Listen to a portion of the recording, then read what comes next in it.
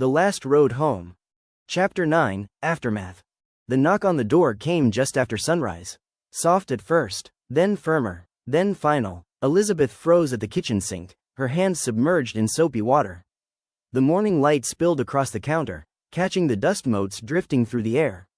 She felt something inside her chest tighten, an instinct, a knowing. Her mother looked up from the table. Who would be here this early? Elizabeth didn't answer. She already knew. Her legs felt heavy as she walked to the front door. Each step echoed through the quiet house. She reached for the handle, hesitated, then pulled it open. Two soldiers stood on the porch. Dress uniforms, hats in hand, faces solemn, the world tilted. "Are you Elizabeth Carter?" the taller one asked gently. She nodded, unable to speak. "I'm Sergeant Collins. This is Lieutenant Avery. We're here on behalf of the United States Army." Her breath caught, her vision blurred, her heart pounded so hard she thought it might break through her ribs. "No," she whispered. "No, please." Her mother appeared behind her, hand flying to her mouth as she understood. Collins continued, voice steady but soft. "We regret to inform you that Sergeant Daniel Hale was killed in action yesterday during a patrol in the coast province of Afghanistan." The words shattered her. She felt them like a physical blow, sharp, deep, devastating. Her knees buckled, and her mother caught her, pulling her close as Elizabeth collapsed into sobs. The soldiers stood silently, hats pressed to their chests, giving her the space to break. Her mother whispered into her hair, "Oh, sweetheart. I'm so sorry, I'm so sorry." Elizabeth couldn't breathe, couldn't think, couldn't understand how the world was still turning when hers had stopped. Daniel was gone, gone, the boy she'd loved since she was 16.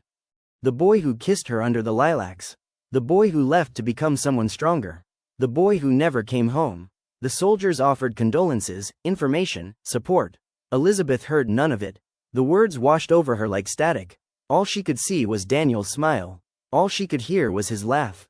All she could feel was the hollow ache expanding inside her chest. When the soldiers finally left, the house felt unbearably quiet. Elizabeth stumbled to her room, closed the door, and sank to the floor. She pressed her forehead to her knees and let the grief consume her.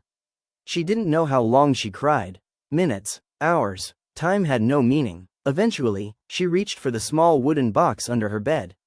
Inside were the letters Daniel had sent her, folded, worn, stained with fingerprints from being read too many times.